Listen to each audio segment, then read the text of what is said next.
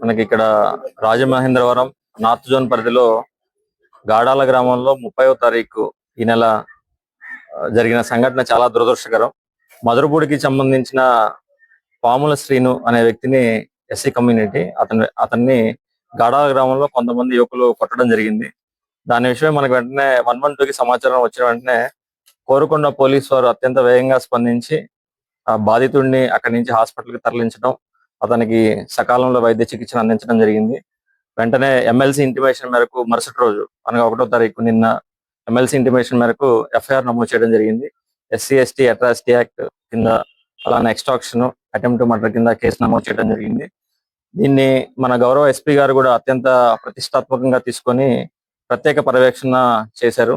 అందులో భాగంగానే ప్రత్యేక బలగాల్ని కూడా బృందాలుగా ఏర్పాటు చేసి ఎవరైతే దీంట్లో అనుమానితులు నిందితులుగా అనుకుంటున్నామో వాళ్ళని నలుగురు ఉన్నారు.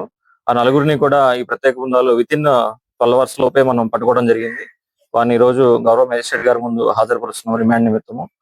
ఇక సంఘటన వివరాల్లోకి వెళ్తే వీళ్ళ పేర్లు ఈలి నరేష్, గంధం నాగేంద్ర, అడ్డాల మణికంఠ, ఆకుల పండు. బాధితుడి ఫిర్యాదు మేరకు ఈ నలుగురు ఆ సంఘటనలో ప్రధానంగా ఉన్నారని తెలిసింది. ఈ నలుగురిని ఈ రోజు రిమాండ్ నిమిత్తం కోర్టు ముందు హాజరుపరుస్తున్నాము. ఇందు మూలంగా అందరికీ తెలియజేసేదంటే ఈ నార్త్ జోన్ పరిధిలో రాజమహేంద్రవరంలో ఎటువంటి రౌడీజాన్ని కానీ ప్రోత్సహించే వాళ్ళ పట్ల కూడా కఠినంగా చర్యలు తీసుకుంటాము.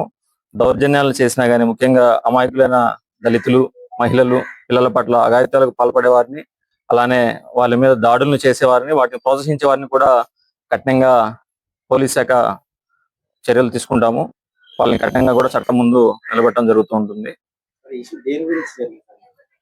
అంటే ఈ బాధిత వ్యక్తి ఎవరైతే ఉన్నారో ఫిర్యాదుదారుడు పాముల శ్రీను మధురపూడి వెళ్ళారు. మధురపూడి నుంచి గాడాల గ్రామం వెళ్ళారు. అక్కడ తన ఫ్రెండ్స్ తోటి వాటర్ షాప్ దగ్గర అక్కడ ఉన్నప్పుడు, ఫ్యాన్సీ షాప్ దగ్గర ఉన్నప్పుడు కొంతమంది యువకులు అంతకుముందు జరిగిన గొడవను దృష్టిలో పెట్టుకుని చిన్న ఆల్టర్కేషన్ జరిగింది. అది క్రమంగా పెద్దదయ్యి ఇతన్ని వారు కొట్టడం జరిగింది. మనకు వెంటనే సమాచారం వచ్చిన వెంటనే పోలీసు వాళ్ళు స్పందించాం. పాత కేసులు వీళ్ళ మీద ఏం లేవండి. వేరే వ్యక్తుల మధ్య చిన్న ఆల్టర్కేషన్ జరిగితే దానికి కంటిన్యూషన్ గా వీళ్ళ మధ్య డిస్కషన్ జరిగి క్రమంగా అది పెద్దదిగా మారింది. మేరకు మన నార్త్ జోన్ పరిధిలో ప్రత్యేకంగా స్పెషల్ డ్రైవ్స్ నిర్వహిస్తున్నాము.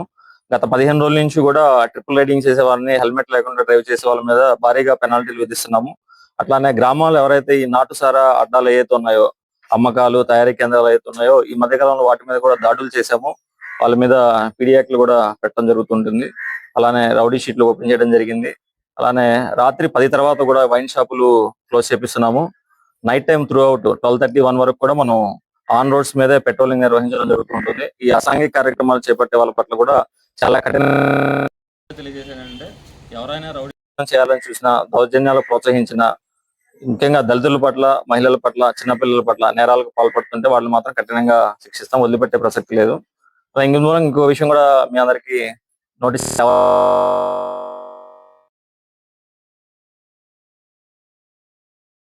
వాళ్ళ యొక్క స్వార్థ ప్రయోజనాల కోసం చేయాలని, గ్రామాల్లో వర్గ వైషమ్యాల మధ్య కారణమయ్యే వాళ్ళని కూడా కఠినంగా శిక్షిస్తాము. అటువంటి ఈ మధ్య కాలంలో కేసులు కూడా పెట్టడం జరుగుతుంది. సో సోషల్ మీడియా వాడే వాళ్ళు కూడా చాలా సంయమనం పాటించాల్సిందిగా కోరుతున్నాం. కి సంబంధించి what ever illegal activities public వాళ్ళ నోటీస్ లో ఉంటే వెంటనే మనకు 112 కాల్ అని ఉంటుంది.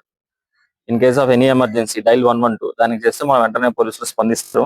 ఈ ఘటనలో కూడా 112 కాల్ వచ్చిన వెంటనే మనం వితిన్ 5 minutes లోపే ఆ సంఘటన స్థలానికి చేరుకోవడం జరిగింది.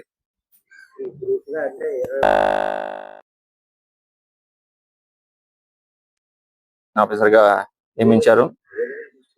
ఈ దర్యాప్తు కొనసాగుతుంది. దీంట్లో ఎవరున్నా గానీ వదిలిపెట్టే ప్రసక్తి లేదు.